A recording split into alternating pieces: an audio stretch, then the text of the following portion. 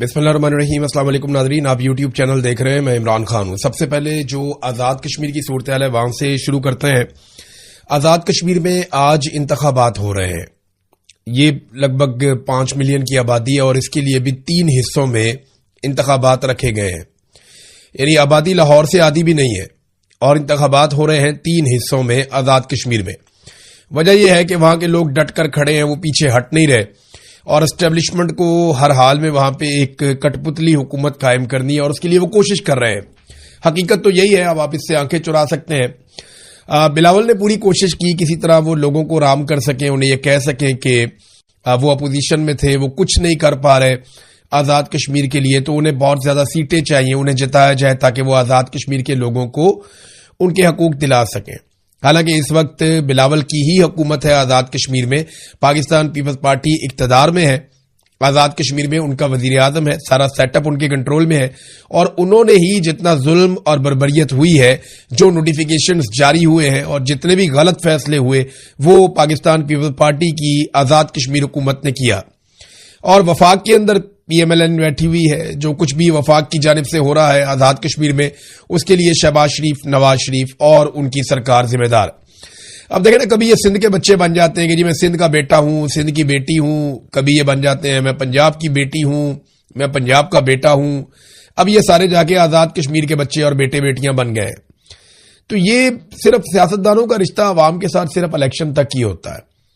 ये इलेक्शन के नारे और दावे चल रहे हैं। आपको याद होगा इन्होंने कहा था पाकिस्तानियों को कि हम आपको 300 यूनिट तक बिजली मुफ्त देंगे। फिर हमने देखा कि जो 100 यूनिट वाले हैं उनके भी बिल इतने आए कि माजी में 500 यूनिट के भी इतने बिल नहीं आते थे, 400 यूनिट के भी इतने बिल नहीं आते थे जितने बिल इन्होंने 100-150 यूनिट वालों को भेजना शुरू कर दिए। तो 300 यूनिट तक इन्होंने बिजली मुफ्त देनी थी, मोटरसाइकिल वालों को पेट्रोल मुफ्त देना था और बेशुमार वादे इन्होंने पाकिस्तानियों से किए थे। महंगाई खत्म कर देंगे, पेट्रोल 70 रुपए लीटर होगा। जिस शख्स ने पेट्रोल 70 रुपए लीटर देने का वादा किया था उस शख्स के दौर में पेट्रोल के ऊपर जो टैक्स है वही लगभग 125 रुपए का है। इतना इन्होंने कौम के साथ झूठ बोला और फ्रॉड किया। ऐसा ही झूठ और फ्रॉड ये आज़ाद कश्मीर के लोगों के साथ भी करेंगे।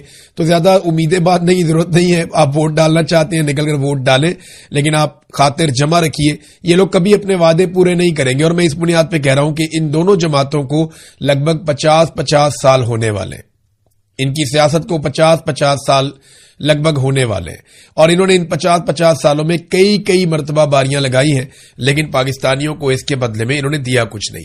आज का खेल क्या है मैं थोड़ा सा आपको बता देता हूं। अब से थोड़ी देर के बाद कुछ मनाजिर आप देखेंगे सोशल मीडिया पे, PMLN और पीपल्स पार्टी के लोग वो मनाजिर डालेंगे।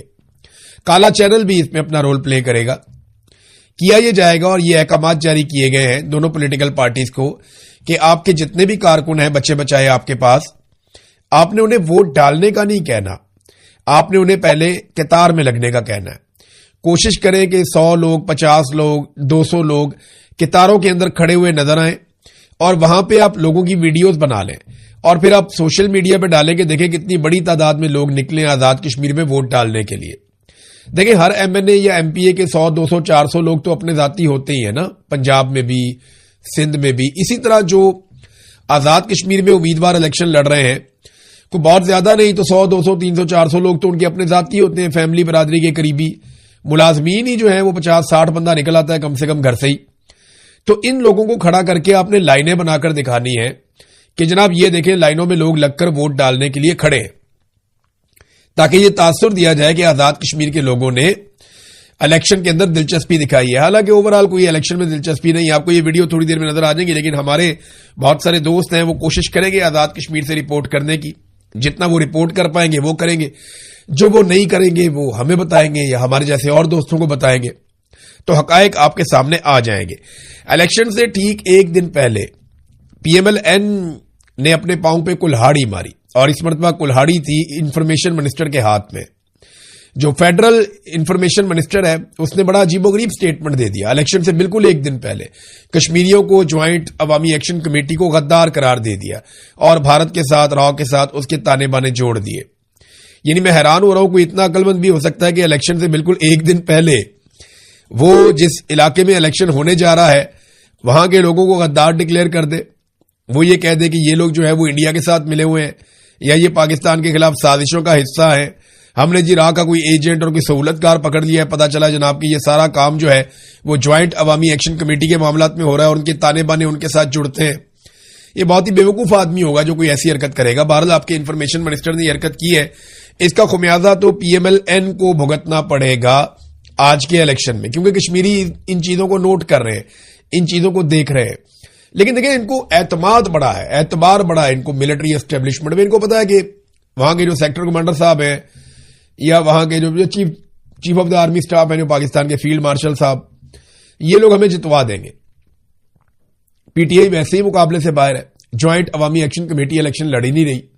تو یہ ٹوٹل 4-5 جماعتیں ہیں جو الیکشن میں, جن میں خاص طور پہ پیپلز پارٹی کا اور فضل الرحمان صاحب کا اتحاد ہوا ہے.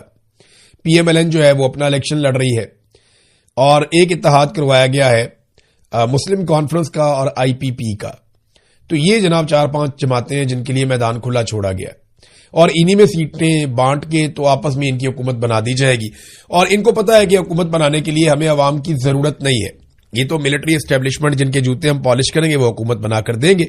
تو اس لیے اب یہ کسی کو غدار کہیں, چور کہیں, ڈاکو کہیں, لوگوں کو ناراض کریں, اس سے انہیں فرق کوئی نہیں پڑتا. علیمہ خانم ناظرین جہاں جہاں پبلک میں جا رہی ہیں کافی اچھا ان کو رسپانس مل رہا ہے. انہوں نے 3 مطالبات سامنے رکھے ہیں. یہ تینوں مطالبات بڑے امپارٹنٹ ہیں.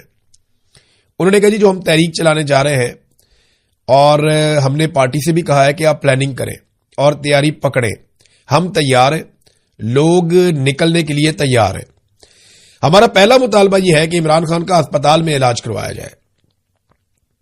ہمارا دوسرا مطالبہ یہ ہے کہ عمران خان کی قید تنہائی کا خاتمہ کیا جائے, ان کی ملاقاتیں بحال کی جائیں, ان کے تمام قانونی حقوق بحال کیے جائیں. تیسرا مطالبہ انہوں نے کہا جی ہمارا تیسرا مطالبہ یہ ہے کہ ججز اگر انصاف نہیں دے سکتے تو وہ اپنے گھروں کو جائیں, نا انصافی کر کے مجرم نہ بنے, عدالتیں بند کریں اور اپنے گھر جائیں. نا انصافی کرنے والے ججز گھر جا کر بچوں کو کیا بتائیں گے؟ عمران خان کو جیل میں رکھنے کے بدلے حرام کا پیسہ گھر لا رہے ہیں. ججز کی ذمہ داری ہے کہ وہ نا انصافی کے خلاف ڈٹ جائیں, پوری قوم ان کے ساتھ کھڑی ہوگی. یہ جناب علیمہ خانم کا سٹیٹمنٹ ہے. اس میں ایک چیز آپ اور دیکھ لیں کہ علیمہ خانم نے کہا کہ 5 اگست کو ہم ایک فیصلہ کن مارکا کریں گے.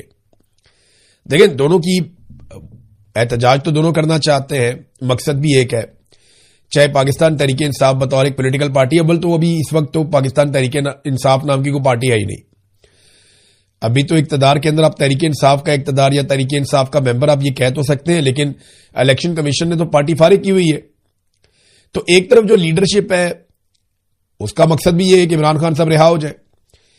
جو عمران خان کی بہنیں ہیں یا علیمہ خانم ہے یا پبلک کے ساتھ جو ان کا ایک ریلیشن بنا ہے پچھلے چند دنوں میں ہم نے دیکھا, اس کا مطلب بھی یہی ہے کہ عمران خان صاحب رہا ہو جائے. لیکن مجھے ان کے اندر کوئی ربط نظر نہیں آ رہا, ان کے اندر کوئی کوارڈینیشن بہتر نظر نہیں آ رہی. علیمہ خانم یہ کہتی ہیں کہ 5 اگست کو فیصلہ کن مارکا ہوگا.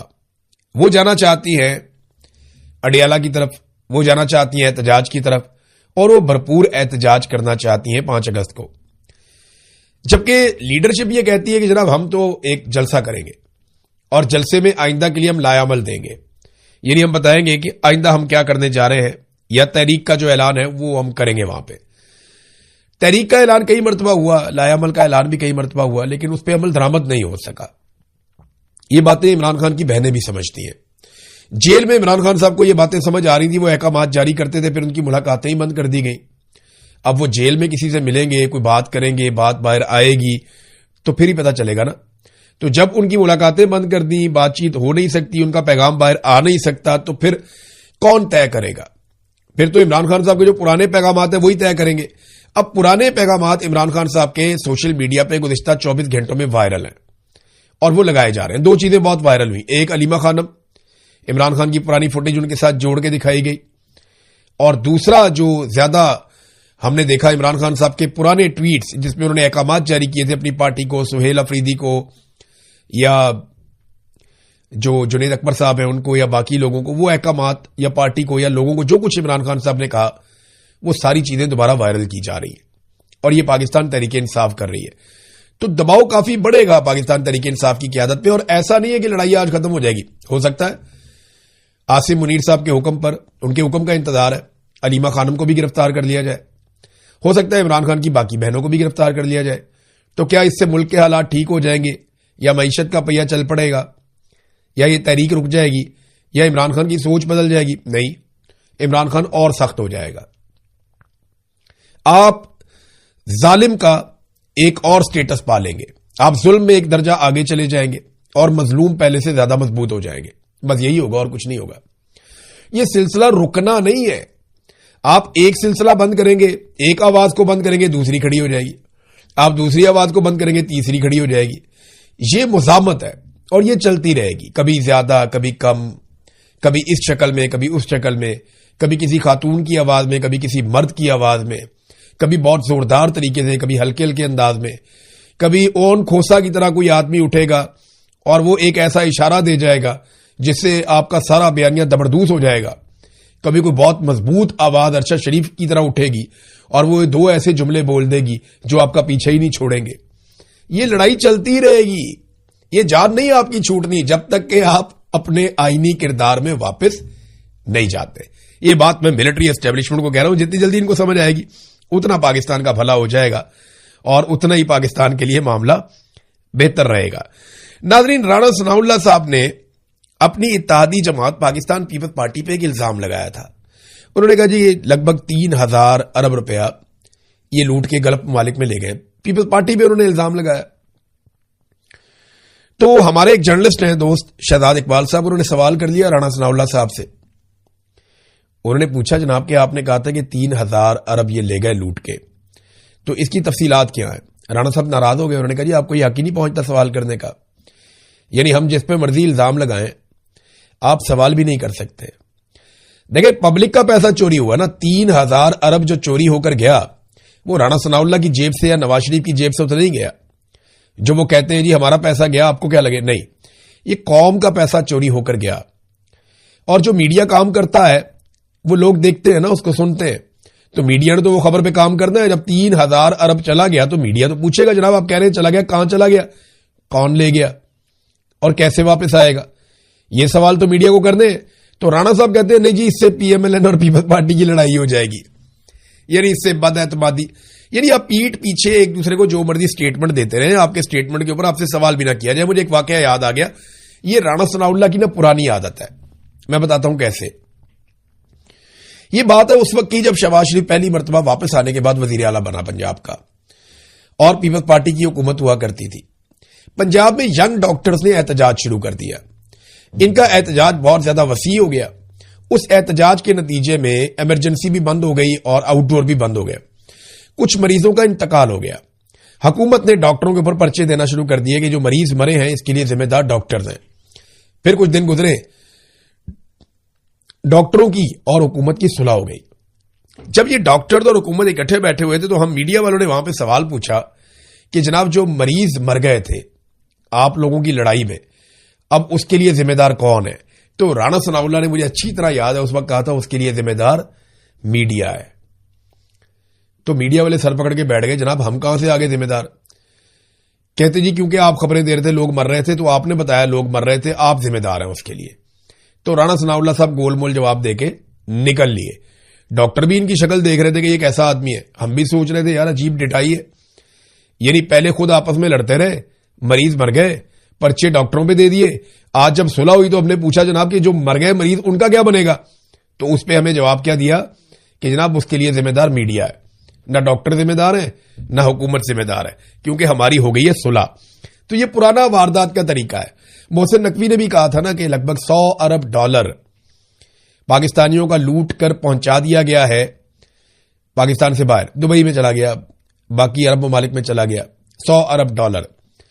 आसिम मुनीर साहब कहते पैसा लेकर पाकिस्तान आऊंगा, अभी अमेरिका से 10 अरब डॉलर मांगते हैं। 100 अरब डॉलर पाकिस्तान से निकल गया 3 साल में, और कोई पुरसाने हाल नहीं है, कोई पूछने वाला नहीं है कि पैसा गया कहां पे और वापस कैसे आएगा। एक खबर हामिद मीर साहब ने भी दी है। हामिद मीर साहब बड़े शानदार जर्नलिस्ट हैं और उन्होंने हमेशा बड़ी अच्छी खबरें दी हैं, बहुत बड़ी बड़ी खबरें ब्रेक भी की हैं उन्होंने। और उनकी जो चीज मुझे एक पसंद है ना हामिद मीर साहब की, देखें इख्तलाफ हो सकता है, मुझे माजी में कुछ चीजों से इख्तलाफ रहा, आज भी हो सकता है, कल भी हो सकता है, लेकिन वो अपनी आवाज नहीं बंद होने देते।